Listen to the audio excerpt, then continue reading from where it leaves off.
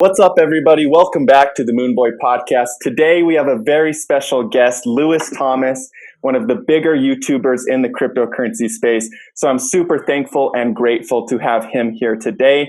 He has been in the cryptocurrency space for a long time. One of the people that I personally enjoy watching his videos and have gotten a lot of value from.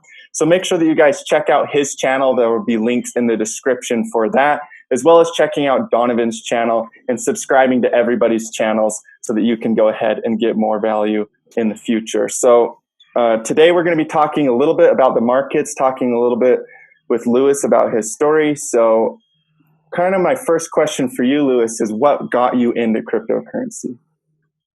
Sure. So first of all, thank you so much for having me on the show. It's great. I know this is your first collaboration, so it's an honor to be your first in that sense. As for what got me into crypto, to be honest, it was almost kind of thanks to an existential crisis of my own, really, as it is for all of us, I'm sure. So I graduated from my law degree. I know I didn't want to go into law. I couldn't figure out what I'm going to do with my life. I tried everything. I threw all kinds of spaghetti on the wall. Sooner or later, I ended up in the kind of what you'd call spirituality, right? Without getting too woo-woo, I got into kind of Alan Watts, and from him, I guess, I was on the search for more of that kind of content. I loved gaining these kind of alternative perspectives and ways of looking at the world, and so sooner or later, psychonauts, right? These are the guys who like to expose themselves to different ways of consciousness, different ways of perceiving the world. They like to use psychedelics, of course, and so I was introduced to the likes of Terence McKenna. His book, Food of the Gods, was a game changer. And I guess I was still just I really enjoyed that. I was on the lookout for more of that kind of content. And so I was on Reddit one day and someone suggested this podcast called Joe Rogan, of course. And this was, a time when he wasn't the household name he is today. They were suggesting Duncan Trussell, guests like that, great guys. And so I started getting really into that. I loved the Joe Rogan podcast. And sooner or later, at some point in 2016, he had a guest called Andreas Antonopoulos. And I saw in the description of the channel, he's this Bitcoin guy. I was like, okay. I've benefited from gaining these new perspectives with other things, with Eastern philosophy, with psychedelics, whatever else. And so let's just go into this with an open mind. And as soon as it began, it was just magic. It was like a light bulb went off, and I thought, this is what I've been looking for. This is what I want to direct my attention and efforts and resources towards. That is really, really cool, actually. And I think it's so interesting because your story is so much like Dallon's, realistically. Dallon, I think you guys got in through the same way with Andreas Antonopoulos with the Joe Rogan experience. And so that's always exciting to see how different people kind of get involved with crypto. What was it like? What year was that, like 2015, 2014 when you were getting in? So I'd loosely heard of Bitcoin, but I don't know, I was kind of, with my university degree, it was the final year of my law degree, so I just had my head in a book the whole time. I wish, in hindsight, I got into that more when I did. But I didn't really get the chance to really immerse myself into it until actually the later part of 2016, which, I remember for myself then thinking, oh man, even as great as this is, I feel like I've missed the boat, seeing the guys back in 2011 where I was thinking, I've missed it, right? I've missed it. But little did I know that, just around the corner was 2017. And so it's funny, I would say to everyone, even though you think you're too late, you're really not. And that's pretty much how everyone feels, regardless of when you came in. Mm-hmm. Yeah, that's awesome, man. Alan Watts? Nice.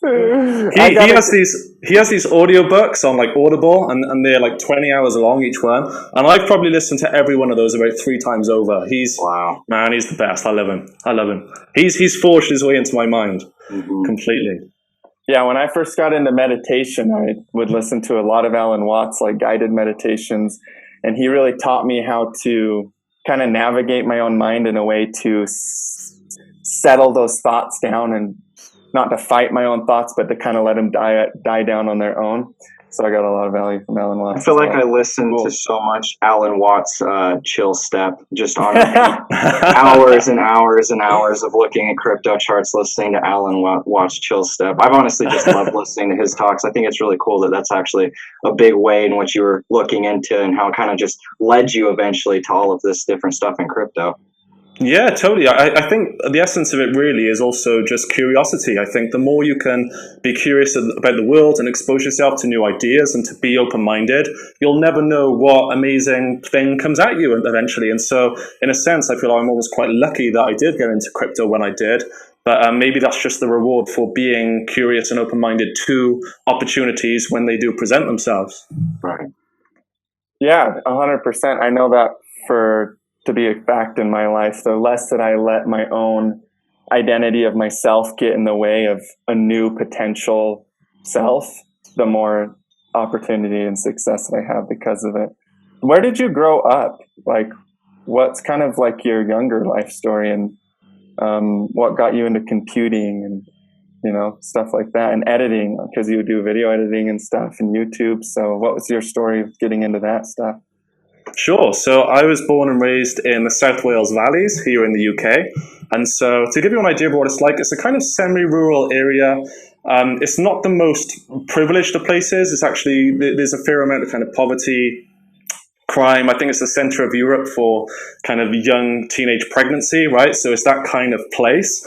So I went to my local state comprehensive school where the kids were crazy and wild. And I knew that I didn't really want to go down the same path as many of those people. And so in school, I was just a complete nerd. It was just head down, you know, I want to get the best grades. At the time, I wanted to be a lawyer, hotshot lawyer in the city of London or something. And so, yeah, I very much went down that path. But at the same time, when I did that, I kind of realized that it didn't necessarily resonate with me so much, especially by the time I was in university. I did a bunch of work with law firms and whatnot. I just thought, I don't know if I necessarily want to go down this path the rest of my life. And so, yeah, something didn't feel quite right. And that's when even back at university as well, I knew I didn't want to go into law.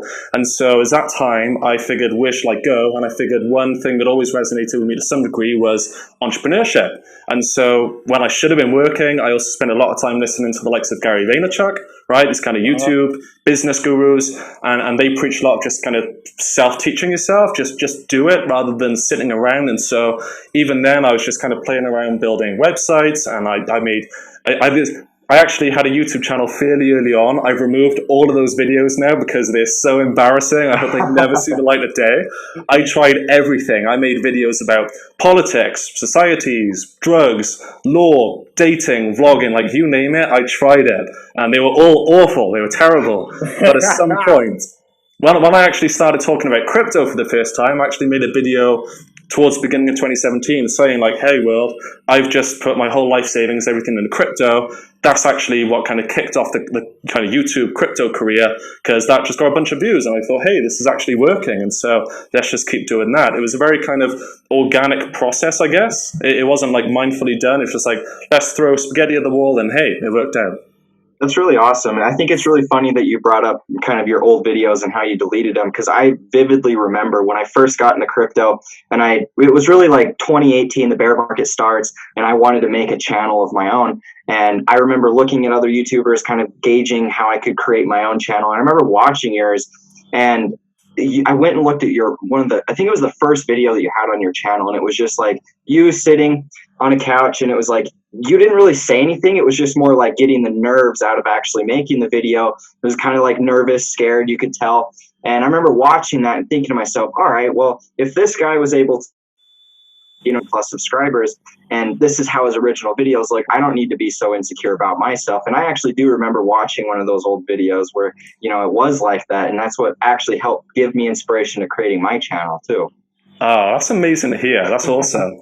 It's also quite horrifying to think that people have actually seen them. But yeah, I mean, I'm an extreme introvert. I'm a shy guy. Videos didn't come naturally to me at all. It was a painful process. It was actually, as you go back to my first video, I was so nervous I couldn't even think of what to say. So it was almost just like, I'll just vlog the experience of being terrified. And so I just did it, and even for like a year straight, even well into the kind of crypto YouTube videos, I couldn't just do it on the spot. I had to have a script, and I would spend hours like fully scripting a video. Wow. And it's just a matter of, if you just do something that you're uncomfortable with and just forcing yourself to do it again and again and again, eventually there is that kind of wall that you break through. Yeah, I guess I would like to think I seem relatively natural and calm on the camera now, but it's absolutely not something I'm natural towards. And so if anyone has any inspiration of doing something, but they are nervous, if they feel like they're not going to be good enough at it, I would absolutely recommend just give it a go. Quite often you've got nothing to lose. I mean, yeah, there's relatively little to lose. It's a kind of convex bet. There's a lot of upside, not that much downside in reality. So do you draw a lot of energy from diving into the unknown, into diving into things that you're maybe scared of? Absolutely, absolutely. I just the feeling inside yourself when you do something that you're scared of, as horrible as it is beforehand, the buzz and the high and the kind of, I guess that's where self-esteem is formed as well. When you really kind of push yourself, that is actually where you gain a respect for yourself that I feel kind of emanates to and kind of spreads to the world around you as well. Yeah, I just think you gotta go for it in life. You know, life is so short. Any of us could die any minute now, and so you just got to go for it.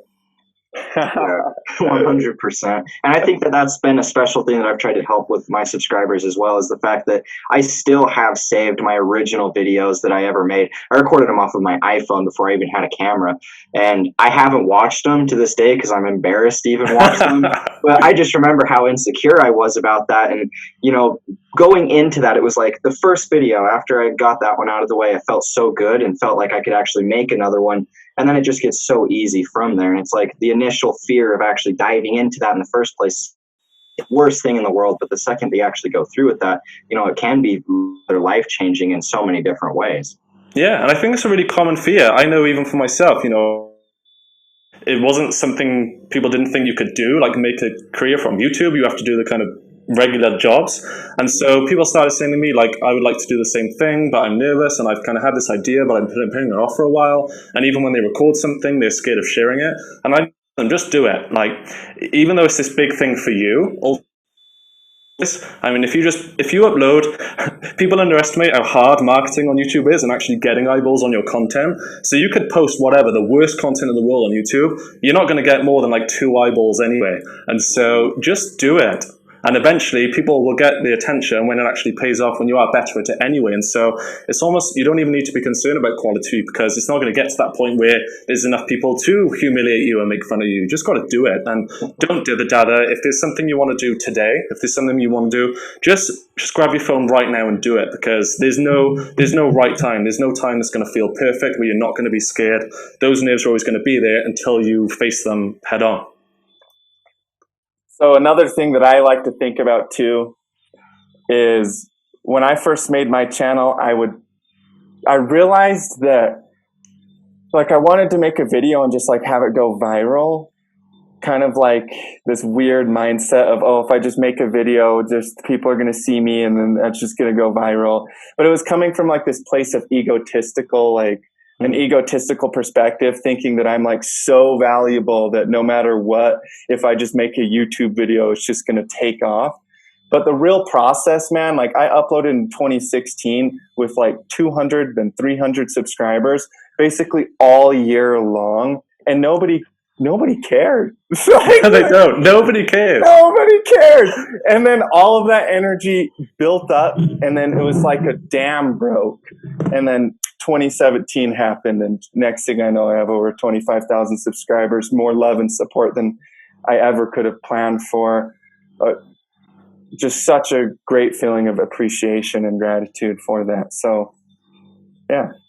Yeah, as you said, it comes from a place of ego and your own kind of insecurity. And if you just reframe it and think about setting aside your own ego, how can I provide value to other people somewhere in the world, whoever's watching? If you come from that place of just trying to provide value, the world has a kind of weird way of just figuring itself out, really. Yeah, I agree. And just how practice is so important. Like my little brother always tells me this little story of how they were figuring out what was better. So they got a group of like 20 students and a group of another 20 students, and they had them get cameras. And one group was told, okay, you can just take one perfect photo. And everybody in that group went out and tried to get the absolute perfect photo and take the picture. The other group could take like 5 pictures each, but they had no pressure. It was just take pictures, just take 5 pictures, whatever, it doesn't matter. And then they came back to see which group took better photos. And it was not the group that tried to take the perfect pictures. It was the group that took 5 photos. And that's how I look at my YouTube channel, and that's how I look at growing my business. Is like, I don't have to be perfect. Perfection kills what it really is that I'm doing anyways, because the genuine nature of myself as a human being is so much more even valuable to others to come from that genuine place. And just to realize that it's a process instead of an instant event. You know, everybody wants to get rich quick, and the same goes for investing. Like, cryptocurrency right now is an amazing opportunity. And if you're thinking in terms of accumulating the trend, where you're just buying and buying and buying and buying instead of trying to sell your house to put it all in right now, although the opportunity is pretty good. Like, if you think don't encourage them, darling. This is not financial advice. But you know what I mean? Like, just accumulate. It doesn't matter if you can only put in $5 a month or $10 a month or $100 a month. Like, if you're getting money into these markets, you will be greatly rewarded for it. And it will be reflected in your bank account. And it's a process. And fall in love with the process, you know. That's so well said. And just one added dimension I want to add to what you said as well about this idea of perfection is to recognize that in itself is subjective. And so people are held back so often by trying to create this kind of perfect whatever it is that they're doing. You should recognize that actually everything's going to be subjective anyway. What's a 9 to someone else? And so regardless of what you're doing, rather than always aiming for a 10, what I like to do is just aim for a solid 7 or 8. If I can aim for an 8 out of 10 with everything I do, I'm happy with that, because for some people out there that will be a 10. I know others it'll be a 6, but I can't help that anyway. Yeah, I agree. That was one of the issues that I had, was holding so much insecurity that everything had to be so perfect every time it was that initial fear that was being created that was preventing me from actually doing the thing that I was trying to do. And with my channel, it was like, you know, I uploaded for over a year and a half with absolutely no followers, hardly at all. I think I built it up to 300. It was maybe, 10 to 50 views a video. And then all of a sudden, it's like, when you've already cultivated that environment within yourself, that energy where you're not trying to please anybody else, you're just doing this for yourself, or you're doing it in a different way of maybe, for me, for my example, it was always wanted this channel to be a way that I could help other people getting into crypto and see other people make the same financial fortune that other people have been able to do. I've been able to do this myself, Dallin. I'm sure you have as well. It's been able to just be life-changing, and that's what I wanted out of my channel. And because of all of the slowness, it's easy to get discouraged when nobody's watching your channel. You're uploading, you're not making any money.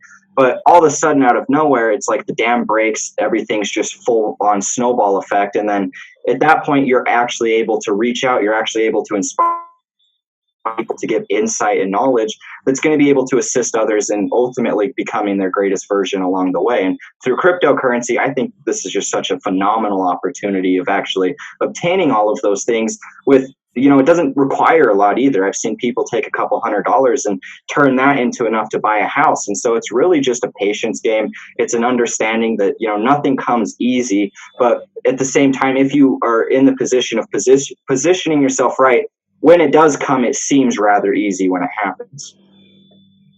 And if you want to talk about dams breaking, huge shout out to Donovan, because his channel grew faster than mine did. And it's so awesome to see you growing like that. And it's so awesome to see all of us growing on our YouTube channels. And it's just cool to be part of a community. Like, the YouTube community is a beautiful place.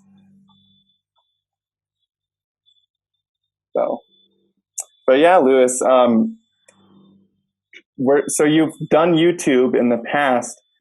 My question for you is,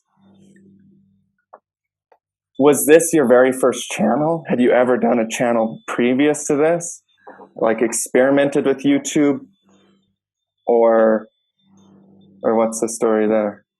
Yeah, so it was my first channel. My first ever channel was Lewis Thomas. It was originally Lewis T. I don't know why I called it Lewis T. We eventually changed it to Lewis Thomas. But I really did just try everything to begin with. And as I said, everything has been removed now because it's embarrassing. But at that time, I really did just try everything. And it wasn't even about, again, it wasn't even about necessarily coming up with the right content. It was actually a personal challenge for me It was just to create as much content as I could to get over my own insecurities, because I knew that almost regardless of what you do in life, it's good to just have that confidence, especially in nowadays digital age, of being on camera, of interacting with strangers, of being able to, I guess, articulate yourself and to kind of communicate confidently. And so I would recommend anyone giving YouTube a try just to develop those skills, even if they know for sure they never want to be a YouTuber, because there's plenty of people out there who don't. It's like public speaking. Everybody has the fear of doing it, and especially if you're in school and you think about, I have to present this project. Look at that fear, how that's a key fundamental fear. And I think most people are scared to, public speak, and YouTube's a really good way to actually practice that with still being like at home in your house by yourself. And so you're still fighting that fear minus actually standing in front of a crowd of 1,000 people. And so I think that that's actually, a really good way of, combating those fears. I think it's really interesting that was actually the way in which you fought after some of those insecurities that you actually carried within yourself. 100%. Oh, sorry, go on, Dan. And as you grow your YouTube channel too, and as you get over the fear of speaking and expressing yourself, like I have done a couple live events where I was in front of people, where 50 people were there, and just teaching them how to trade cryptocurrency. And because I was comfortable teaching and expressing this stuff, it was that much easier to be a little more comfortable in that situation. It wasn't easy I still had to build myself up to be in front of everybody and to do it, but it came a little more naturally. So yeah, the thing I learned as well from all this is that I have a tendency, and probably I think everyone in crypto is quite kind of analytical with their mindset, is you can't kind of over-intellectualize something. A lot of good communication is almost falling into a kind of flow state where you're not thinking at all. You just kind of have to live in the present moment and to really kind of be mindful of who you're interacting with and how you're doing so. And so it's, as you said, it's like a skill. If you develop that ability to just fall into a flow where you're not thinking ahead of what you're going to say, that's a skill that helps you speaking, with interacting with strangers. You can just carry it across the board. So it's a really valuable skill to possess. Have you thought about having like a Discord group or a community? Do you have a Discord? Even just not even having you could do memberships and stuff too, but I'm just saying like for the community purpose. No, I haven't actually. I probably should. This is where it's a bit of a contradiction, because even though I'm like a YouTuber myself, I don't like spending too much time on social media. I try to get away from phones. My outlet for kind of energizing and regenerating is to just hang out in nature. I think I'm very much like you guys for that. I like to just be like phone off, just hang around with some trees and some ducks and some birds, and that's one of my elements. So, but I probably should. I'm part of your Discord, and I do get a lot of value out of it. So, I think it's very important to kind of get out in nature. Actually, sorry, I didn't mean to cut you off, but I think it is important to with being in YouTube, specifically with being in crypto, I feel like I'm constantly looking at charts so much. It's like just every day I wake up doing videos, making charts, replying to messages, and it's super easy to get caught up with all of the technology. It's easy to get caught up with social media and that type of stuff. And so, like you said, I do feel like it's very important to actually get out in nature. And if it's not nature, maybe you live in like a city, get out and work out, maybe go and find something along those lines that gets your brain to kind of shut off from all of the social media, all of the people, all of the headlines and whatnot, and just to be able to quiet that mind. Because in my opinion, I always come up with my best ideas. I always come up with the most profound insight on myself is when I'm just quiet, when I'm just alone by myself or in nature, and I just have this epiphany or this moment in my brain where I just kind of start to make sense. And that's where my best ideas are actually created. 100%. Yeah, and to go along with that is I think you can have a balance of both, because one nice thing about having a community, if you did decide to make one, is that you just be able to share your message a lot more effectively. When you have a Discord group, it's kind of like having an email list. When I post my videos and the announcements in there, my videos get more views, more people have more engagement with it, and I get my message across to more people. So it's just an idea. I think you'd get a lot of value out of having one, and you can have the balance still between nature and having a community. And I think it would be cool if you did. If you opened, yeah, we would join in. I'd have to give it a go. So I know for me that when I created my Discord community, my YouTube channel grew a lot faster. It's just kind of a place where you can talk with people, you can network, you'll hear even cool stories about people making money in the markets. Like I remember this one guy told me that he had 3,200 Bitcoin in my Discord, and just hearing that makes you be like, I want to be that guy. You want to message him and you want to ask him how he did it. You want to get on the phone with him, which I did, and I talked with him about it, and like that's really valuable to me. It's cool to pick up on the community aspect of it. So something to think about for sure. Yeah, I want to know. I want to know how to get hold of 3,200 Bitcoin. 3,200. Hey, speaking of Bitcoin, and this has nothing to do with Bitcoin, but I'm actually really curious. When did you get into Ethereum? Were you actually participating in the Ethereum ICO, or was it shortly after when it got added to like Poloniex and things like that? And kind of what led you to eventually finding Ethereum? Because isn't that like your biggest cryptocurrency investment? Sure. So I guess I was kind of lucky because the first website I used to get hold of crypto was Coinbase. And so even late 2016, I think by that time, there was already Ethereum listed on there that you could purchase. And so it was just a matter of I knew that I wanted to get hold of this Bitcoin thing from the Andreas podcast. And I kind of bought whatever amount I bought, and I had some money left over. And I just thought, what is this Ethereum thing? But rather than researching, I thought, hey, I just got a little bit of leftover money here. Let's just buy some. And it was at that time maybe about, I don't know, $7, $8 thereabouts. And so I didn't realize at the time that I was like scooping up some amazingly cheap Ethereum. You know, in hindsight, I would have like took out loans or sold my kidney or something. And so I just bought some. Another opportunity to sell your kidney right now. Yeah. I know, man. But yeah, so yes, that's what I did. And then I sort of, once I had that little bit of skin in the game, it's kind of weird just to say, that side note is that sometimes it's actually better to just get a little bit of skin in the game to motivate you to actually research. Even though they say you should research first, then buy, sometimes it does just like a little bit of exposure, because otherwise you might not be motivated to do so. But then once I saw a bunch of YouTube videos, I saw Vitalik, of course, who I thought was an alien. Just seeing him, I thought, oh man, this is it. And yeah, once I gained that little bit better understanding of like, okay, this is a kind of more generalized blockchain, it had more dexterity, you kind of do more things with it, I thought, okay, this might be worth a bit more of a punt. And then once I saw that price go up, I thought, oh my gosh, I need to get in quick before it goes. And then before I knew it, 2017 kicked in and I went to the moon, which was an incredible experience. Yeah. Pretty euphoric or what? There are no words, man. There are no words. I mean, people these days probably don't know what the ETH Trader subreddit was. But that was like the thing that everyone used to use on Reddit back then to keep up with Ethereum, what was going on. And I remember in summer 2017, on the kind of main thread, they would just be memes. It was just like pages and pages of like dollar memes, because people were just, money was just exploding, and it was the most incredible time to be.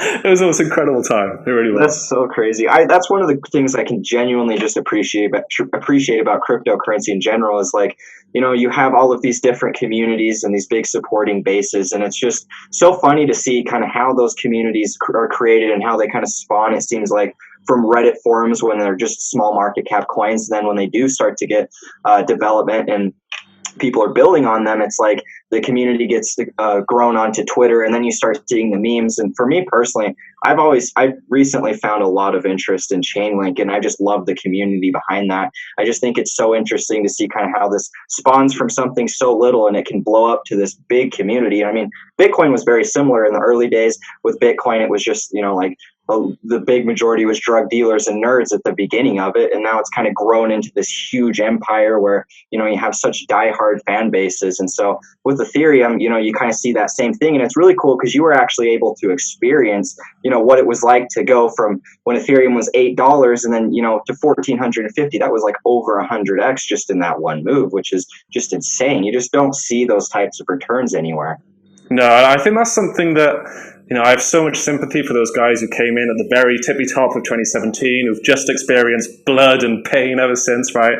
They need to now learn to kind of switch that psychology, which I think would be really difficult for them to do because they don't have that experience firsthand of what it's like to actually make money. And so I think a lot of people are going to sell far, far too By the time they're just in profit, maybe 20% or 2x. I mean, this is crypto. There is genuine potential, not financial advice, of 50, 100x returns. And so it's going to be an enormous psychological challenge. I actually think it's harder to hold during the bull than it is during the bear. Because for me personally, I'm very much bought in. I think most markets are kind of temporary in nature. Most of the time you will see greater upside, while as those people have only experienced downside, and so they really need to actually understand to hold even when they've made 5-10x their money, because there's potentially another 10x on top of that. Potentially, maybe not, who knows. Yeah, and one thing I want to add to that is that in ways I feel bad for them, but also one of the things that held me back a little bit in my investing was the fact that I did just get straight into profit right away, which was nice, but it was almost like this mental cushion that I created where I was like, oh, this is easy. I don't have to know anything. I can just it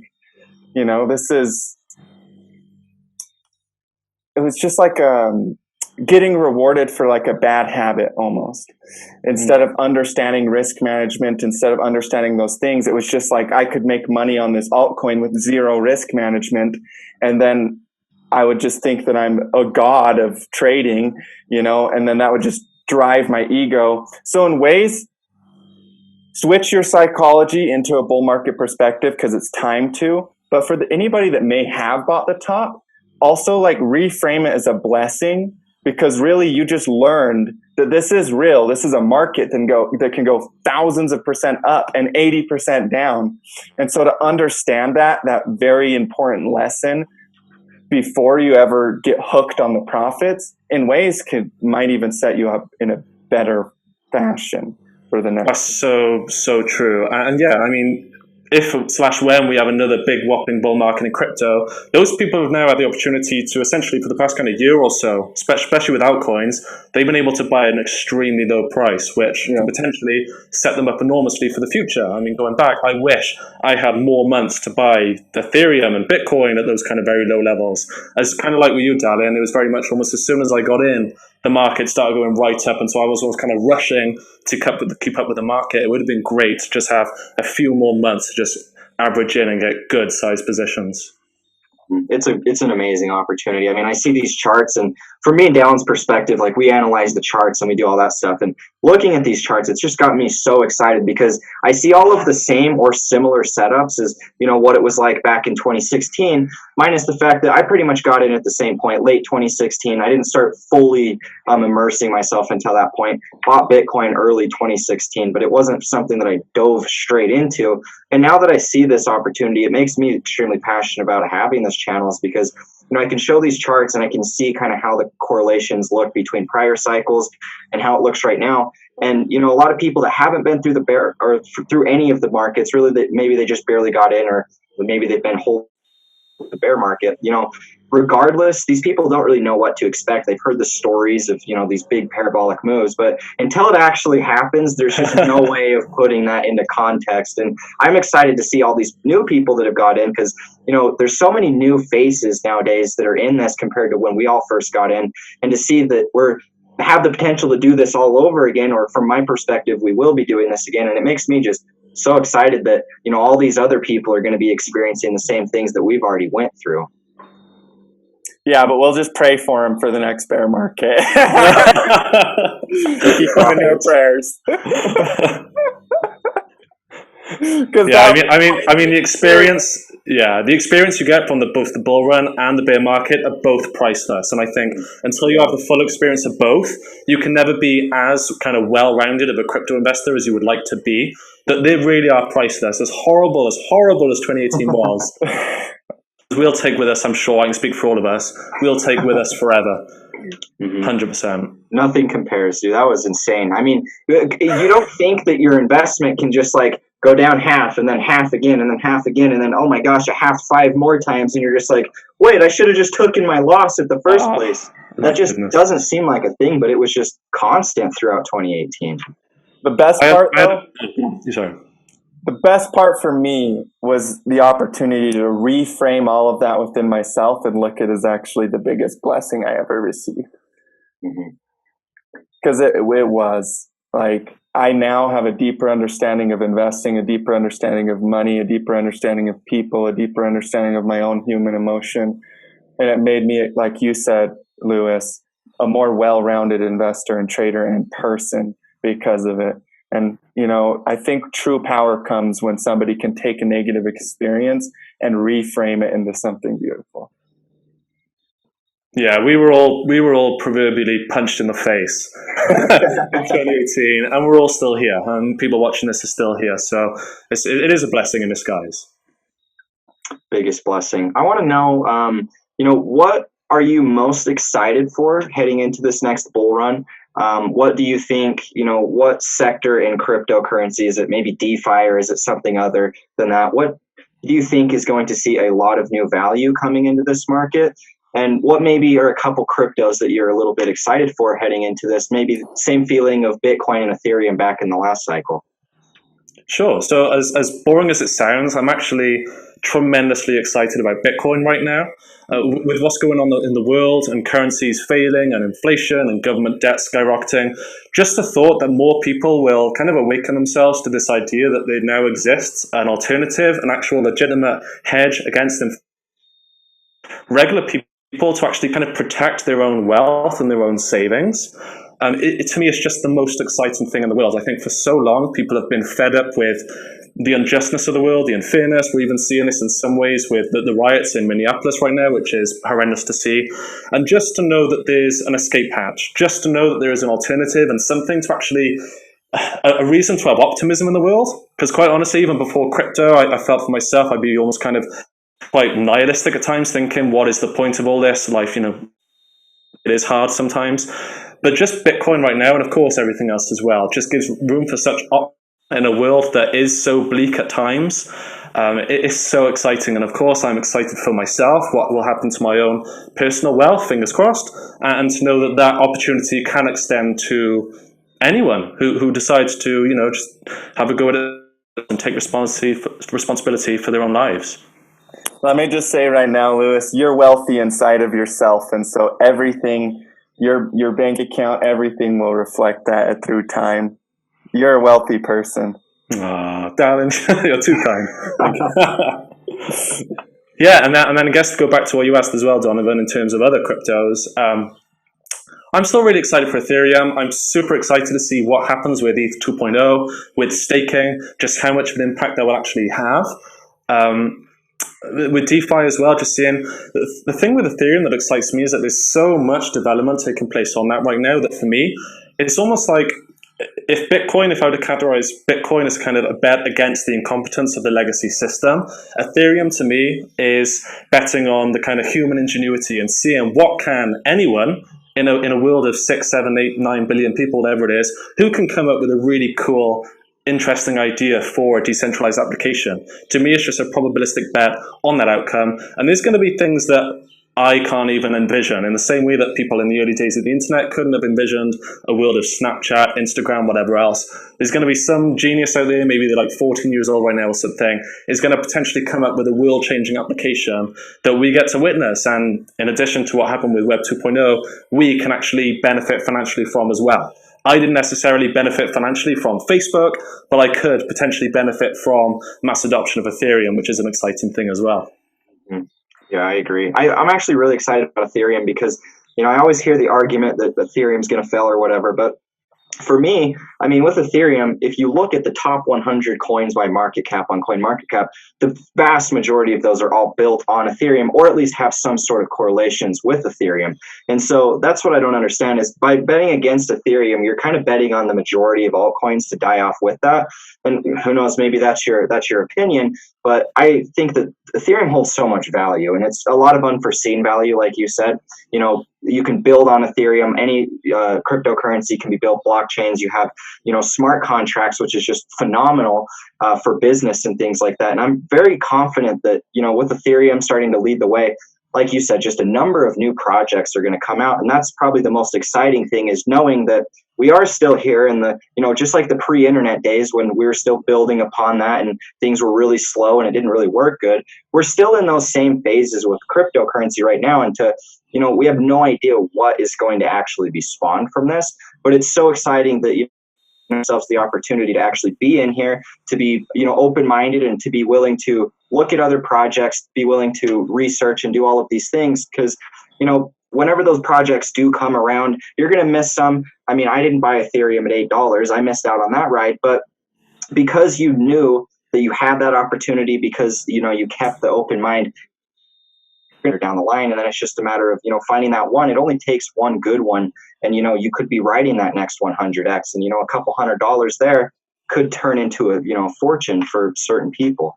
And the unforeseen value aspect of that is really key, because people are like, oh well, you guys, you can't compare Amazon to Tezos because Amazon is a powerhouse. Well, we're comparing Amazon to 2003 Amazon to Tezos. How much do you think 2003 Amazon looked like Amazon does today?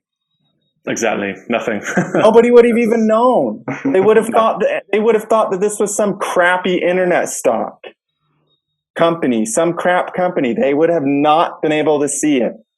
So if you can see what others can't see, then you'll be wealthy and investing for the rest of your life. And that's what crypto is today, is being able to see something that others can't see. Anybody that's in this community, anybody that's watching this video right now, that watches Lewis's videos, that watches Donovan's videos, that watches my videos, you guys are visionaries for being in this market.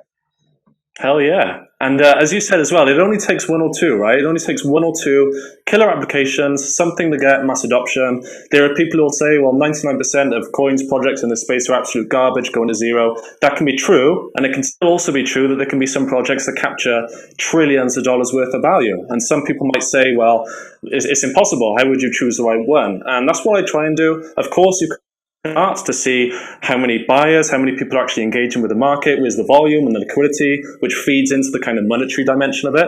But you can also look at other things like adoption. And so you can look at things like how many developers are doing it, how many institutions are buying this stuff in countries like Venezuela or Iran, how many people are using the local Bitcoins website. And so you can do all these things to, you're not guaranteed to pick the winner, but there are certain things you can do to at least increase your chances of picking that one right project. And if you manage to do that from where we are right now at a total market cap of all crypto of like a couple $100 billion, if that, then the returns of that are going to be insane when you get into the trillions. Yeah, it seems really hard to fathom the idea of multi-trillion dollars in market cap. But it would have been the same thing if any of these other projects out there, any sort of other stocks or whatever it might be, that before they had multi-trillion dollars in market cap. And at this point, there's companies with like $1 trillion in market cap. It's not multi-trillion or anything super crazy yet.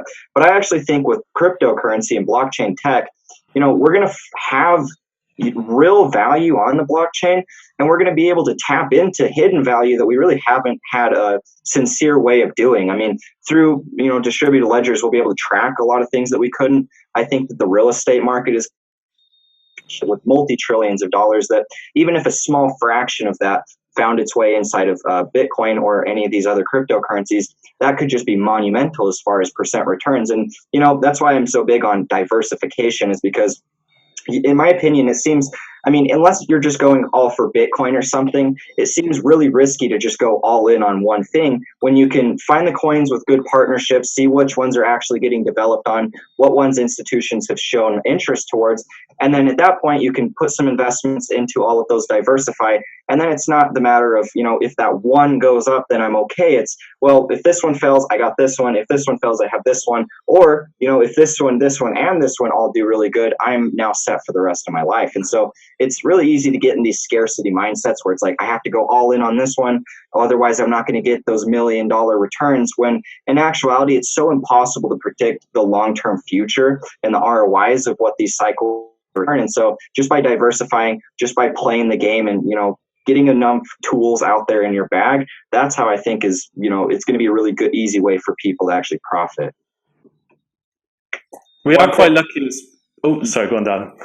One thing I'd like to add to what Donovan just said is Forex market does over $5 trillion a day in volume, and all fiat currency will be converted into crypto. Yeah, I mean, yeah, as Donovan said as well, like you've got just individual companies like Apple, I think has a market cap of more than $1 trillion, what he's did. And so this is, money is the biggest market of them all. And so if companies are capable of achieving $1 trillion market caps, then money itself, if even just Bitcoin were to capture the majority of kind of value of savings around the world and notes, then you've easily got tens, if not hundreds of trillions, especially when right now the money printer is going burr and governments around the world are printing money like it's going out of fashion. I mean, what we've got right now is unprecedented money creation, and that has to find a home. That's going to go somewhere.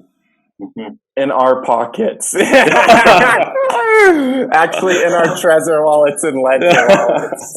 And everybody that's watching this right now. That's the plan. That's the plan. We're creating it's already happened. Yeah, it's actually insane, all of the stuff that's going on. I mean, for me personally, I always invested into Bitcoin and cryptocurrencies with the specific intent that, all of this stuff would happen. We would have hyperinflation. We would have fiat currencies that would begin to fail. And, what originally led me to crypto was actually I dropped out of high school, knew I had to teach myself some knowledge so I could actually, make money. So the first logical thing I thought in my head to learn how to make money was to learn where money came from. What is it? How it came to be? And that's when I learned about for banking, the Federal Reserve, and these centralized banks. And it was probably within the next month that I met down and he showed me Bitcoin. And so, I've always invested into crypto knowing that this was the potential outcome that I foresaw coming. And so now that we're actually seeing all of this stuff, we're seeing the stimulus packages, we're seeing, the hyperinflation, we're printing more and more of this fiat money.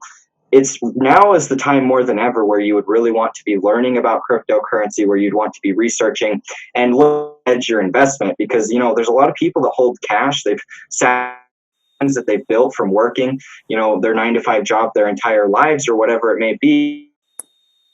They're now at this point where it's very risky to be holding that cash because their buying power is just becoming nothing. And all of that savings that they worked so hard for is just being evaporated into nothing. And so, cryptocurrency is such a good deflationary on, not all of them, but some of them, deflate so scarce assets with a capped supply. That I think is going to be a real driver. And people right now, they're not really considering it. But I think that in the next, year, 2 years, when we do see this bull run kind of come to fruition, that's when we're going to start to see this more of an education and a movement. Because for me personally, I've already experienced people that weren't into investing at all, just friends and family close to me, that have actually started to invest into cryptocurrency, Bitcoin, Ethereum, XRP, some of the bigger ones. And they've been moving their money into that because now it's to the point where, at first it used to just be people that cared about economics, that would do their own research. They understood kind of all of this stuff that was bad. But now it's getting to a point where it's bad enough that even the average person in society is starting to realize, like, hey, my money is going to be worthless if I don't invest into something. And so cryptocurrency really has been that hedge for me. And I believe a lot of people are actually going to start to, continue to move into that with all of what we're seeing right now. Yeah, I'm in a similar situation as well, where I had friends who, since the very beginning, as soon as I got in, I was like begging them, hey, get involved, this is going to go to the moon, right? And they were not interested. And even for the first time, some of my best friends in the world have only just recently started buying. And I think world events have actually been that signal to them that, oh, maybe this thing is actually purposeful, right? It's not just a speculative coin for drug dealers or something, right? And in school, there was a lot of garbage that I did learn, to be honest, a lot of things I learned that I didn't need. But one thing I'm very happy and fortunate I did learn was studying the Weimar Republic in Germany, of course, the beginning of the 20th century. And so just having that knowledge, and even from that point, I remember thinking to myself, well, how is this not just going to happen again and again, right? Especially if fiat isn't backed by something. And we are, I think, starting to see now, even though, of course, kind of this year, we've seen a lot of deflation because people have been selling off assets for the dollar as a safe haven. And yes, the world has a lot of dollar-denominated debt. But I think at some point now, there's going to be that turn where suddenly inflation kicking in, where you start to see the consequences of all this money printing. And when those prices sneak up, when the cost of a burger skyrockets or something, right, when doubles, triples in price and fries, things that people actually really understand, their milk or their Coca-Cola or something, I think at that point people will wake up and be like, oh my gosh, how am I going to protect my purchasing power? And they're going to look at the stock market, which just looks, kind of manipulated as well, which isn't good, and they can't afford real estate. What are they left with? Essentially, maybe gold, which a lot of people aren't that fond of, or Bitcoin and crypto, which I think is where a lot of money and people are going to go. Mm-hmm. Yeah, 100%. And, with the younger generations and just us moving towards this more of a digital society in general, I think that cryptocurrency, up to this point, I think that most people have believed that it would just be abstract to foresee cryptocurrency really taking footing and being anything more than just some funny money on the internet. But now, with our generation, these younger people and even just older generations in general are becoming more aware of all of what's happening. I think that, the idea of a digital cryptocurrency, a digital dollar, or whatever it might be, is becoming more and more attractive, because just the other day, I went into GameStop with my little brother, and on my way out, one of the guys that was working the counter, he said to me, hey, if you're leaving, make sure that you only have a card, because we don't accept cash anymore. And so I stopped and I looked at him and I said, is it because of all this Corona stuff going on? And he said, yeah, a lot of businesses are doing it. And it just, a light bulb went in my head. I see whatever, your beliefs are. I just foresee this as all of these events that are happening in the world are just creating the perfect ticking time bomb for just a mass adoption actually take place in crypto, because our majority of our money is already digital. On top of that, we have all of this fear surrounding the world with the virus and whatnot. People are less inclined to actually accepting cash and physical money. And so they're going to use crypto. And with us already being in this digital society, I think it's going to come rather quickly when that adoption takes place. So buy. Dump everything into it now before you can't afford your milk and Coca-Cola, you guys. Seriously. Well, I've really enjoyed this podcast. Thank you so much for coming on, Lewis. We'd love to have you as a guest in the future. Thank you for sharing your story, your insights, with creating your channel, with getting into crypto. I love your energy, man. It's fun to be around you. So thank you. Thank you so much. It's been an absolute pleasure. It really has. You guys, you just watch some people online, even though we've never met in real life. You just see some people sometimes and think, I'd get along with those people. Like, I know I would. And so I do feel that way with both of you guys. I feel the same way. I mean, this is the first. I've been watching your channel since, like I said, 26 or 27. Hear your thoughts and perspective. Pretty much when we opened up the podcast, you started talking about Alan Watts, you started talking about all that stuff. I just knew in my head, it was like, okay, he's pretty much the same as Dallin. Dallin's the person I've been hanging out with forever. So it has really been an honor. It's a great pleasure to actually meet you, to do this podcast. Thankful to have you on as the first guest on here. So it was a really good opportunity. I gained a lot of insight from you, answered a lot of questions that I had just regarding from being a fan, actually subscribed to your channel for so long. So thank you for actually joining and being here today. Yeah, man. And make sure that everybody that's watching this podcast right now, that you guys go subscribe to Lewis right now. Go subscribe to him. You subscribe to Donovan if you haven't yet. And to share this video with your friends so that everybody can get the value and hear our life experiences that we've learned from crypto. Is there anything else you guys want to say before we go? Or are we? No? Are you sure? Donovan, you and your glowing hair. We need to figure out a solution to this. Everybody wants the lead singer of Metallica back. Well, maybe I'll cut it when Bitcoin hits 100K or something. Oh, man. I think you might lose subscribers if you Probably would, actually. All right. Hell yeah. Well, I love and appreciate you guys. Thank you so much for tuning in. We love and appreciate everybody that watches this podcast, everybody that tuned into the video.